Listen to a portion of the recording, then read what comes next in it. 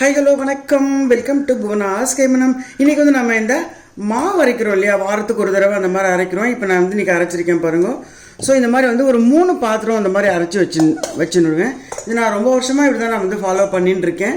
So இந்த மாதிரி என்னன்னா, ஒரு பாத்திரம் வந்து கொஞ்சம் பெருசாக நிறைய ஒரே இதில் பண்ணாமல் இந்த மாதிரி ஒரு 3 பாத்திரம் அந்த மாதிரி வச்சுட்டிங்கன்னா, அதாவது உங்களோட குடும்பத்துக்கு தகுந்த மாதிரி நீங்கள் எவ்வளோ அரைக்கிறீங்களோ அதுக்கு தகுந்த மாதிரி பாத்திரங்களை பிரித்து வச்சுட்டிங்கன்னா ஒரு பாத்திரமும் நம்ம எடுத்து யூஸ் பண்ணலாம். இப்போ நம்ம என்ன பண்ணுவோம்னா, காலையில் இட்லிக்கோ தோசைக்கோ எடுக்கணும்னா கொஞ்சம் ரூம் டெம்பரேச்சருக்கு வர மாதிரி கொஞ்சம் வெளியில் எடுத்து வச்சுருவோம். அப்புறமா நம்ம வந்து டிஃபன் பண்ணிவிட்டு மறுபடியும் எடுத்து உள்ள வைப்போம். அது என்ன ஆகுனா, எடுத்து வைக்கும்போது கொஞ்சம் வந்து சீக்கிரமாக புளிச்சு போகிறதுக்கு வாய்ப்புகள் இருக்கும். அதனால் என்ன பண்ணலாம், இந்த மாதிரி பண்ணி வச்சுட்டிங்கன்னா 3 பாத்திரம் தனித்தனியாக பண்ணி வச்சுட்டிங்கன்னா ஒரு பாத்திரம் முதல்ல எடுத்து யூஸ் பண்ணிவிட்டு அதுக்கப்புறம் நம்ம வந்து 2வது பாத்திரம் யூஸ் பண்ணலாம், அப்புறமா 3வது பாத்திரம் யூஸ் பண்ணலாம். அப்படி பண்ணால் உங்களுக்கு வந்து ரொம்ப வந்து ஈஸியாக இருக்கும். இந்த 3வது பாத்திரம் வந்து லாஸ்ட்டாக பண்ணும்போது என்னன்னா, புளிக்குது அப்படின்னு நீங்கள் ஃபீல் பண்ணிங்கன்னா அதுக்கும் ஒரு டிப்ஸ் இருக்குது. ஸோ நான் இது வந்து முடியும் போது நான் உங்களுக்கு அந்த டிப்ஸை வந்து சொல்கிறேன் எப்படி பண்ணலாம் அப்படிங்கிறத. இப்போ இந்த மாவு அரைக்கும் போது நம்ம என்ன பண்ணோம்னா, உளுந்து ஊற வைக்கும்போது ஒரு சின்ன குழிக்கரண்டி குழம்பு கரண்டி இருக்கு இல்லையா, அதில் வந்து ஒரு கரண்டி எக்ஸ்ட்ராவாக நீங்கள் வந்து உளுந்தை போட்டு அரைச்சிட்டு அந்த உளுந்து மாவில் வந்து இந்த மாதிரி வந்து கொஞ்சம் கேழ்வரகு மாவை போட்டு கலந்து வச்சிட்டிங்க அப்படின்னா இது வந்து கேழ்வரகு தோசைக்கும் நமக்கு வந்து ரெடி ஆகிடும். இது அப்படியே நீங்கள் போட்டிங்கன்னா கொஞ்சம் வந்து ரஃபாக இருக்கிறதுக்கு வாய்ப்பு இருக்கும்.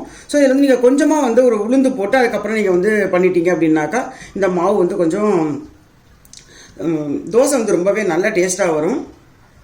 ஸோ இதை வந்து ஒரு தோசை பண்ணுற அன்றைக்கி இதையும் வந்து ஒரு டிஃப்ரெண்ட்டான ஒரு தோசையாக பண்ணிக்கலாம். நான் ஏற்கனவே போட்டிருக்கேன் அந்த கேழ்வரகு மாவில் மசால் தோசை. நான் வந்து ஒரு வீடியோ கொடுத்துருக்கேன். அந்த லிங்க்கையும் நான் வந்து நான் அதில் ஷேர் பண்ணுறேன். அந்த லிங்க்கை பார்த்து கூட நீங்கள் வந்து இந்த கேழ்வரகு மாவு தோசை வந்து ஈஸியாக பண்ணலாம். அதோட நம்ம ஊற வச்சு கூட பண்ணிக்கலாம். உளுத்தம்பருப்பு மட்டும் ஊற வச்சுட்டு இந்த பண்ணிக்கலாம். அப்படி இல்லைன்னா இந்த மாதிரி மாவு அரைக்கிறது பண்ணால் இன்னும் ஈஸி தானே உங்களுக்கு. ஸோ இப்போ நீங்கள் புளிச்சா கூட இதை எடுத்து நீங்கள் ஃப்ரிட்ஜில் வச்சிடலாம். அப்புறம் எப்போ வேணுமோ அப்போ நீங்கள் வந்து யூஸ் பண்ணிக்கலாம். இப்போ உடனே தான் யூஸ் பண்ணணும் அப்படின்னு அவசியம் இல்லை. இது எப்போ புளிக்குதோ அப்போ நீங்கள் எடுத்து யூஸ் பண்ணிக்கலாம். இப்போ பார்த்தீங்கன்னா இந்த மாவில் வந்து பாக்கி ஒரு 2 பாத்திரத்தை வந்து நான் வந்து யூஸ் பண்ணி முடிச்சிட்டேன். இப்போ இதில் வந்து கொஞ்சம் தான் இருக்குது மாவு. மெயினாக இந்த வீடியோவே வந்து இந்த மாவை வந்து எப்படி யூஸ் பண்ணலாம் எப்படின்னா இப்போ பார்த்தீங்கன்னா கொஞ்சம் வந்து கொஞ்சமாக இருக்குது. இதை வந்து சில டைம் வந்து புளிச்சு போகிறதுக்கு வாய்ப்பு இருக்குது. இப்போ வந்து இது ரொம்ப புளிக்கல. சில டைம் என்ன பண்ணுவோம், நம்ம வந்து வெளியில் எடுத்து வச்சு தானே நம்ம யூஸ் பண்ணுவோம் இல்லையா. ஸோ அது வந்து புளிக்கிறதுக்கு கொஞ்சம் ரொம்ப சம்மர்லாம் வாய்ப்பு இருக்குது. ஒரு சிலருக்கு புளிப்பு பிடிக்காது அப்படிங்கிறவங்களுக்கும் வந்து இதை வந்து யூஸ் பண்ணுறது கஷ்டம்.